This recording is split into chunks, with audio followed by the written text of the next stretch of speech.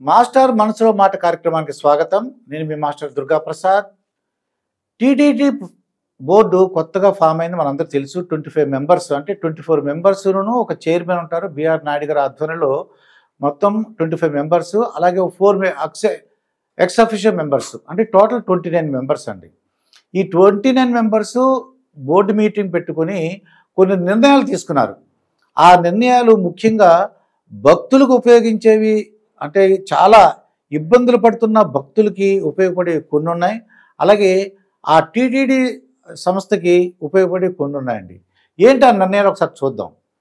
అక్కడ అన్య మతస్థులు కొంతమంది పనిచేస్తున్నారు.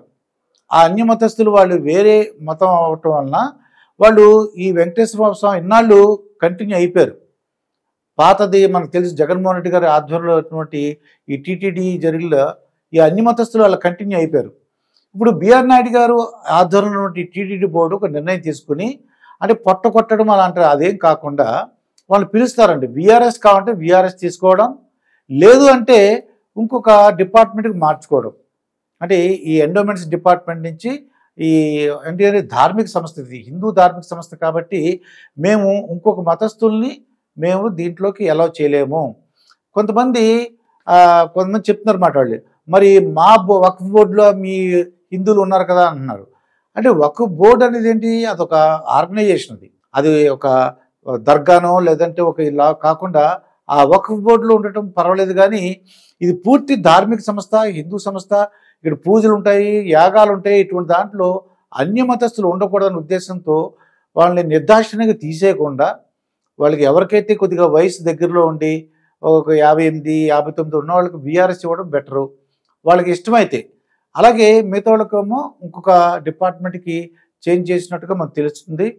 ఇది చాలా, అంటే హిందువుల యొక్క మనోభావాలు దెబ్బతినడానికి ఇది ఒక చాలా మంచి అవకాశం అనమాట అండి. అలాగే అక్కడ ఒక వారధి ఉంది, ఆ ఒక బ్రిడ్జ్ లాంటిది, దానికి పేరు మార్చేశారు. జగన్మోహన్ రెడ్డి గారి ప్రభుత్వం వచ్చిన తర్వాత దానికి గరుడ వారధి అని ఇప్పుడు ఉండేది, దాన్ని మళ్ళీ ఇప్పుడు గరుడ వారధిగా పెట్టారండి. ఇది ఇక ముందు నేను చెప్పేవన్నీ కూడా ఆ టీటీడీ సంబంధించినటువంటి ఏ విధంగా ఉపయోగపడుతుంది ఆ యొక్క ఆలయానికి నీకు చెప్తున్నాను, నీకు భక్తులు కూడా చెప్తానండి.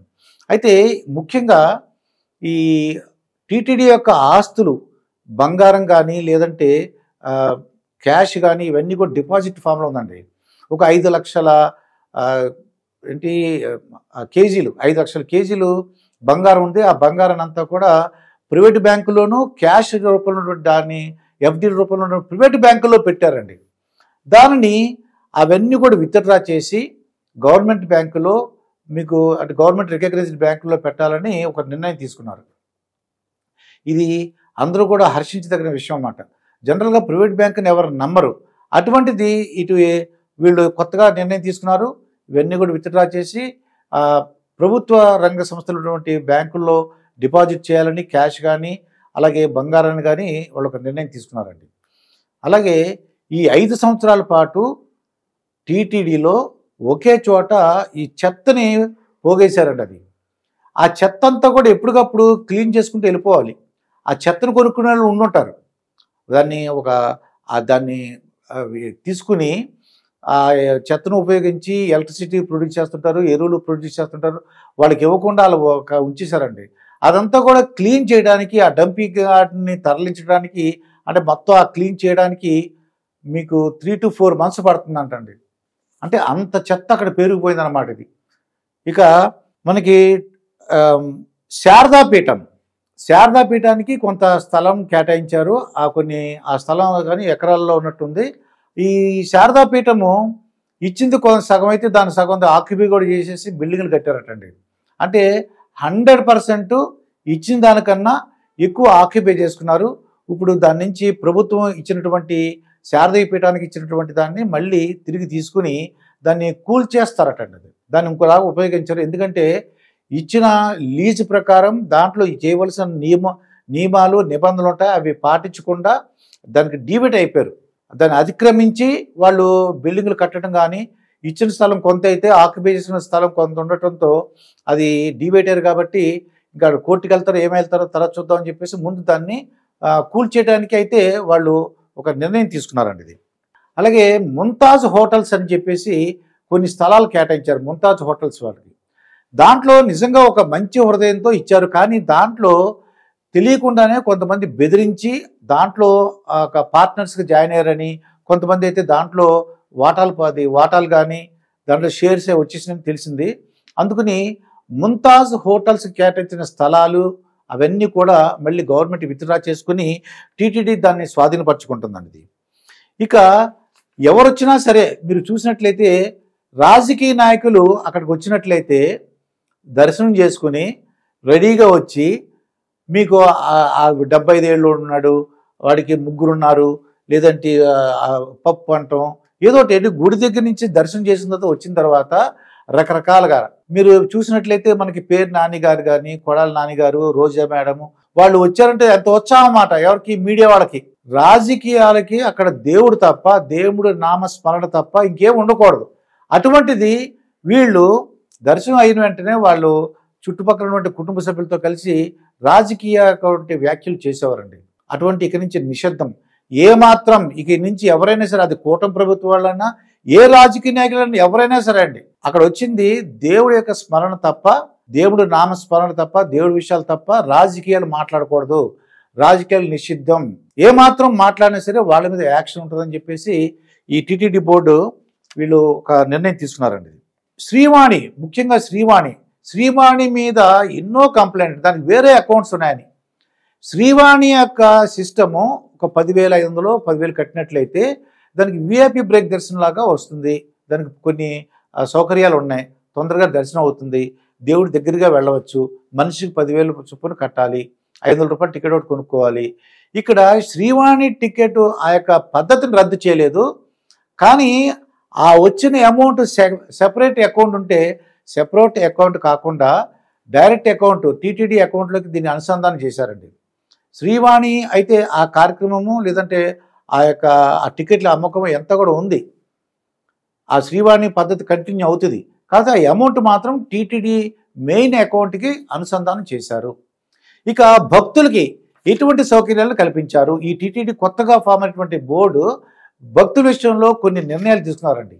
నాకే చాలా బాధ అనిపించింది. ఒకసారి అయితే నేను నిలబడితే అది నిలబడటానికి కూడా ప్లేస్ లేదు అక్కడ. తెల్లవారుజామున 3-4 గంటలకు వెళితే కూడా ప్లేస్ లేదు. ఇవాళ వాళ్ళు చెప్పింది ఏంటంటే చివరిన వాళ్ళు ఇవాళ కానీ నిలబడితే ఎల్లుండి మార్నింగ్ అవుతుంది, రేపంతా కూడా లైన్లో నిలబడాలని చెప్పారన్నమాట.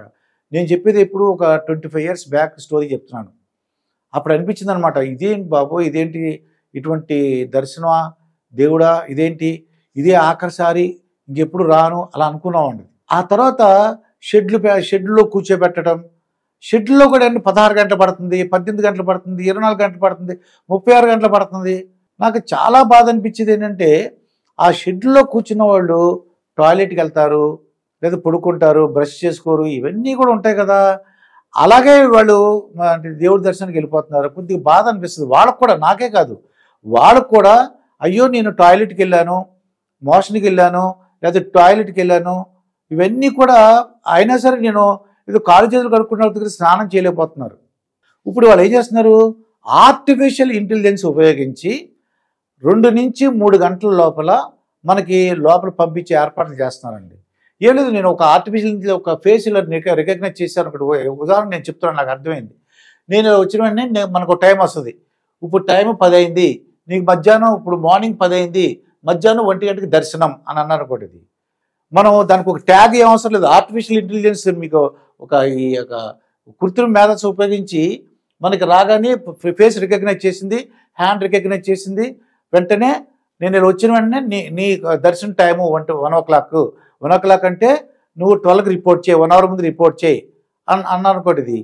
అది బెటర్ కదా. మనం ఇంకా ట్యాగ్లు అవసరం లేదు, ఇంకా ఆర్టిఫిషియల్ ఇంటెలిజెన్స్ ఫేస్ రికగ్నైజ్ చేసుకుంటుంది. చక్కగా మనకేంటి టైం చెప్పింది, ఫేస్ వెళ్ళి పెట్టిన వెంటనే, లేదంటే 4 hours పడుతుంది, 5 hours పడుతుంది, 6 hours పడుతుంది అని అనుకోండి.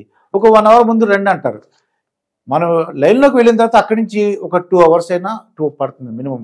అలా తిరుక్కుంటూ లోపల నడుచుకుంటూ వెళ్ళేసరికి మనకి మొత్తానికి ప్రజలందరూ కూడా రోజుకి 60 నుంచి 70 వేల మంది దేవుడి యొక్క దర్శనం చేసుకుంటుంటారండి. అదే దర్శనం వస్తుంది. కంపార్ట్మెంట్లో కూర్చోబెట్టకుండా వాళ్ళని బయటికి పంపించడానికి చుట్టుపక్కల నిజంగా 16 గంటలు 20 గంటల బదులు నేను ఆ ప్లేస్లో కిందకి వెళ్ళొచ్చు, పద్మావతి అమ్మవారిని చూడొచ్చు, గోవిందరాజ స్వామి దగ్గరికి వెళ్ళొచ్చు, లేదంటే చుట్టుపక్కల ఉన్నటువంటి టెంపుల్స్ వెళ్ళొచ్చు, కాణిపాకం వెళ్ళొచ్చు, శ్రీకాళహస్తి వెళ్ళొచ్చు. దీన్ని బట్టి నాకు ఒక ఐడియా వస్తుంది, చుట్టుపక్కల ఉన్నటువంటి గుళ్ళు కూడా చూడడానికి అవకాశం ఉంటుంది. ఇక భక్తులకి ఉపయోగపడే నిర్ణయం ఇంకోటి ఏంటంటే, ప్రస్తుతం ఒక కూర ఉంటుంది, పప్పు ఉంటుంది, రసము, సాంబారు. నిజంగా మొదట్లో నేను ఆ అన్నప్రసాదం అనగానే టోకెన్లు ఇచ్చేవారండి. నాకు మొట్టమొదటి వెళ్తుంటే గుళ్ళోకి వచ్చిన వాళ్ళు టోకెన్లు ఇచ్చేవారు, కావాల్సిన వాళ్ళు తీసుకునేవాళ్ళం. అక్కడ వెళ్తే పెద్ద పెద్ద లైన్లు, అమ్మ బాబు ఇంత లైన్లో టోకెన్ ఇచ్చినా కూడా పెద్ద పెద్ద లైన్లలో ఉండేవాళ్ళు. భోజనం చేయడానికి అదొక 2 hours 3 hours పట్టేది. ఆ తర్వాత వెంగమాంబ ఇక ఆ భోజనశాల కట్టిన తర్వాత మనకి ఏమైంది, చాలా ఫ్రీగా తొందరగా డైరెక్ట్గా వెళ్ళిపోవడం, భోజనశాలలో కూర్చోవడం చాలా బాగుంది. నేను ఎప్పుడు వెళ్ళినా కూడా అక్కడే భోజనం చేస్తాను. బ్రేక్ఫాస్ట్ కూడా చాలా బాగుంటుంది. అయితే అక్కడ భోజనం ఉంటుంది, భోజనంలో చక్కగా మెనూ ఒకటి ఉంటుందండి. పప్పు ఒకటి ఉంటుంది, సాంబార్ ఉంటుంది, కర్రీ ఉంటుంది, రసం ఉంటుంది, పెరుగు ఉంటుంది. ఇవన్నీ కాకుండా కొత్తగా ఈ బోర్డు వాళ్ళు ఇంకొక మెనూ ఇంకొకటి ఏదైనా యాడ్ చేద్దామని అనుకున్నారన్నమాట అండి. అది ఏంటన్నది మనకు త్వరలో తెలుస్తుంది. ఇక ఎయిర్పోర్ట్లో శ్రీవాణి టికెట్లు ఇప్పటి వరకు 100 అంటే 100 మెంబర్స్లో వచ్చిన వాళ్ళకి ఎయిర్పోర్ట్లో దిగి, ఆ తిరుపతి ఎయిర్పోర్ట్లో అంటే రేణిగుంటలో ఉంది, ఆ రేణిగుంటలో దిగి ఆ టికెట్ చూపిస్తే వాళ్ళు మనకి శ్రీవాణి టికెట్ ఇస్తారు. అక్కడ 100 టికెట్సే కోట, దాన్ని 200గా మార్చారు. అలాగే మనకి ఈ డంపింగ్ యార్డ్ గురించి చెప్పాము. ఈ తొందరగా బాగా ముఖ్యమైనది ఏంటంటే, టూరిజం శాఖలో రోజుకి 3 నుంచి 4 వేల వరకు టికెట్లు ఇచ్చేవారండి. అంటే రోజా మేడం గారు ఒక పర్యాటక శాఖ మంత్రి ఉన్నారు, వాళ్ళు ఒక మంచి ఉద్దేశంతో ఆర్టీసీ డెవలప్ అవుతుంది, 2 and 4 టికెట్ కొన్నట్లయితే 300 రూపాయలకి టికెట్ మనకు లభించేది. మనల్ని తీసుకొచ్చి ఏదో అకామిడేషన్ ఇచ్చేసి స్నానం చేసి ఫ్రెష్ అప్ అవడానికి వెంటనే అక్కడ దర్శనం 1 hourలో అవుతుంది. మళ్ళీ మనం వచ్చేసి బస్ ఎక్కేసి మన ఊరు వచ్చేయచ్చండి. అది ఒక టూరిజం డిపార్ట్మెంట్కి రోజు పర్ డే 4000 టికెట్లు ఇచ్చారు. కానీ ఈ 4000 టికెట్లు కూడా మిస్యూజ్ అయినాయని, ఏదో దాంట్లో ఏదో కొన్ని అవకతవకలు జరిగినాయి అని చెప్పేసి దాన్ని కూడా క్యాన్సిల్ చేశారండి. ఇది అని ఫ్యూచర్లో టూరిజం డెవలప్ అవ్వడానికి ఇంకొక కొత్త పథకంతో ముందుకు రావడానికి అవకాశం ఉంది. మరి జగన్మోహన్ రెడ్డి గారి ప్రభుత్వం ఉన్నటువంటి 4000 టికెట్లో అంటే అవకతవకలు జరిగినాయి, ఏవో మోసాలు జరిగినాయి, దాంట్లో డబ్బులు సంపాదించుకున్నారు కొంతమంది వ్యక్తులు అని చెప్తున్నారు. అది ఏంటనేది మనం ఇప్పటికైతే తెలియదు. కానీ ప్రస్తుతానికి ఆ టూరిజం శాఖ నుండి ఆ 4000 టికెట్లని వాళ్ళు దాన్ని క్యాన్సిల్ చేశారండి, ఆ సిస్టమ్ తీశారు. అది ఇప్పుడు అయితే ఫైనల్గా భక్తులకి ఎటువంటి సేవల ఈ టీటీడీ బోర్డు వచ్చిన తర్వాత కొత్తగా ఏంటంటే, మనకు దర్శనం 3 to 4 hours అయిపోతుంది. అలాగే లడ్డు యొక్క నాణ్యత, ఇప్పుడు ఆల్రెడీ అంతకుముందు కొన్ని అపచారాలు జరిగినాయి అని చెప్పేసి కల్తీ నెయ్యి వాడారని తెలిసింది. ఇదివరకు ఎలా ఉండేదో అదే క్వాలిటీతో ఇంకా మంచి అంటే జీడిపప్పులు కానీ, కిస్మిస్లు కానీ, యాలక్కాయలు ఇవన్నీ కూడా వేసి ఇంకా నాణ్యత పెంచాలని చూస్తున్నారండి. ఇది అంటే ఆ లడ్డు యొక్క నాణ్యతను పెంచాలని, దాని యొక్క క్వాలిటీని పెంచాలని చెప్పేసి కొత్త బోర్డు తీసుకున్న నిర్ణయం.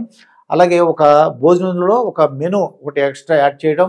ముఖ్యంగా ఈ భోజనం తర్వాత అంటే టికెట్ల రేట్లు ఇవన్నీ కాకుండా ప్రజలకు కావాల్సింది, భక్తులకు కావాల్సింది ముఖ్యంగా చక్కటి దర్శనం ఉండే దగ్గరకంటూ తీసుకెళ్ళి 1-2 నిమిషాలు ఇలా వెళ్తున్నప్పుడంతా చూసి అలాగా నెమ్మదిగా దేవుడు చూసుకొని వచ్చేయడం, ఎవరు తోయకుండా పదన్నమ్మ ముందుకి పదన్నమ్మ అంటే చక్కగా వచ్చేస్తే ఎంత బాగుంటుంది అని అనిపించేలాగా వాళ్ళు బిఆర్ నాయుడు గారి ఆధ్వర్యంలో జరపాలని, అటువంటి ఒక సౌకర్యాన్ని భక్తులు కల్పించాలని ఆశిద్దాం.